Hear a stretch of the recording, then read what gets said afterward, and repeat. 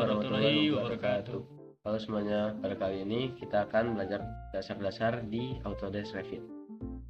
Sebelumnya, perkenalkan, nama saya M. Fahmi Anarda dengan NIM 125240060. Dan saya Asyam Sodak dengan NIM 125240074. Oke, kita buka dulu aplikasi Revitnya.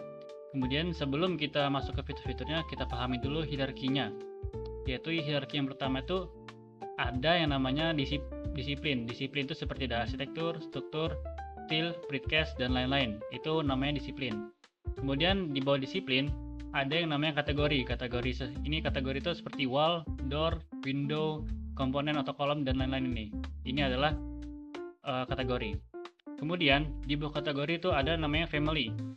Family itu seperti jenis ya. Misalnya kategori pintu ada yang namanya family. Jenis pintunya apa gitu ya kan. Kemudian di bawah family itu ada tipe seperti yang di bawah pintu ini ada ukuran, itu adalah tipe. Oke guys, kita masuk ke fitur-fiturnya. Yang pertama ada fitur arsitektur. Arsitektur itu ada wall untuk kita membuat tembok, misalnya tembok batu bata atau apa. Kita lihat di family-nya ada banyak. Ada family apa, wall, ada brick, ada apa lagi ya pokoknya itu.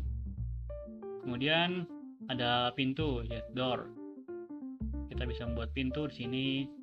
Kemudian ada window untuk jendela dan komponen untuk membuat model-model, beberapa model. Terus ada kolom untuk struktural kolom dan kolom struktural. Terus ada roof untuk membuat atap. Kemudian ceiling untuk membuat plafon.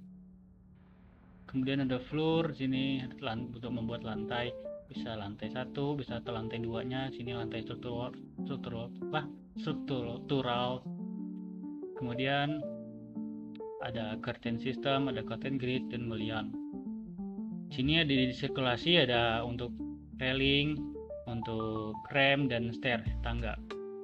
Kemudian dari sini ada model text, model line, dan model group untuk menggroup ya.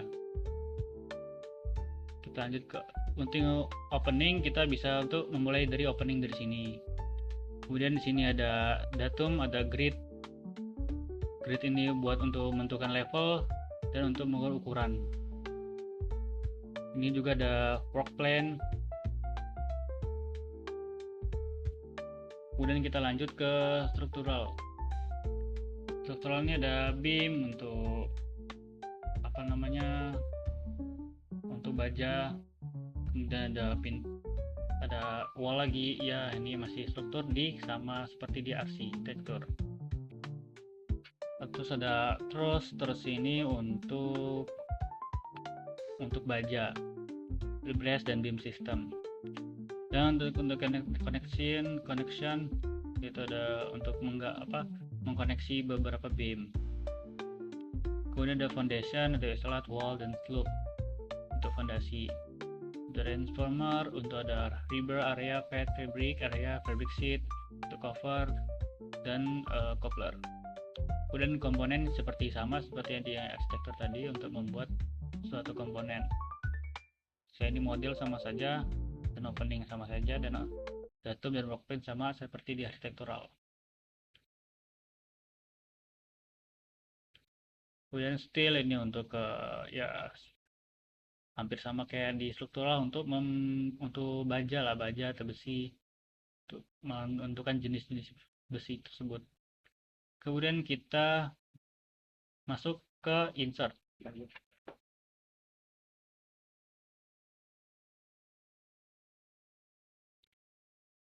Untuk di bagian insert ini kita bisa menginsert link-link dari luar Revit. Misal kita mau insert link CAD di sini untuk denah misalnya. Terus kita bisa juga import link PDF-nya atau import gambar pun bisa. Dan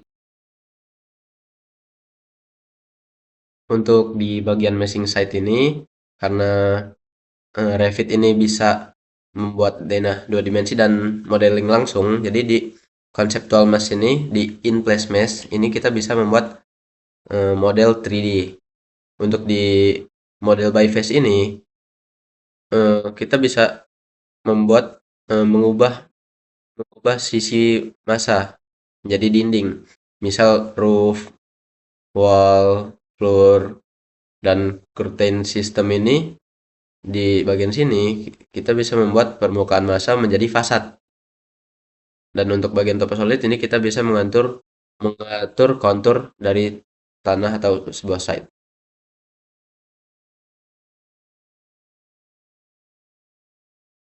Dan untuk di collaborate ini kita bisa menggunakan fitur ini jika dalam satu proyek kita ada arsiteknya, ada sipilnya, atau ada mechanical, electrical, dan plumbingnya, atau bisa disebut MEP.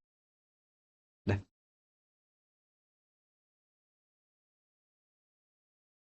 untuk di bagian properties itu kita bisa mengubah parameter dari kategori-kategori yang ada disiplin berikut.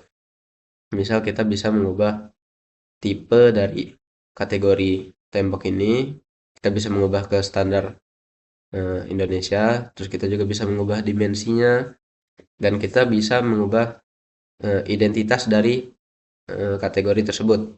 Kita bisa memberikan namanya dan memberikan identitas yang berhubungan dengan kategori tersebut. Nah, untuk di bagian project browser ini kita bisa melihat semua yang ada di gambar kerja kita di sini. Misal kita bisa melihat floor plan kita dari level 0, atau ini bisa kita rubah juga jadi level 1, dan level 2 level 1 bisa kita rubah jadi level 2. Dan untuk di project browser ini kita juga bisa melihat 3D view-nya gimana, terus itu elevasinya, timur, barat, selatan, utara, dan ada legenda juga di sini. Terus kita juga di project browser ini kita juga bisa membuat RAB dari rumah yang ingin kita buat. Untuk di project browser juga kita bisa mengatur kertas dari gambar kerja kita. Dan di sini ada untuk mengorganisir dari komponen-komponen yang ada yang kita pakai. Di sini juga ada daftar-daftar komponennya juga, dan terakhir di sini Revit link. Jadi semua yang kita pakai di insert, yang kita import ke dalam Revit ini, kita bisa melihat juga di Revit link di sini. Nah, sekian video belajar dasar-dasar Revit dari kami berdua. Untuk tips pro-nya, yang pertama itu kita harus menghafal shortcut-shortcutnya.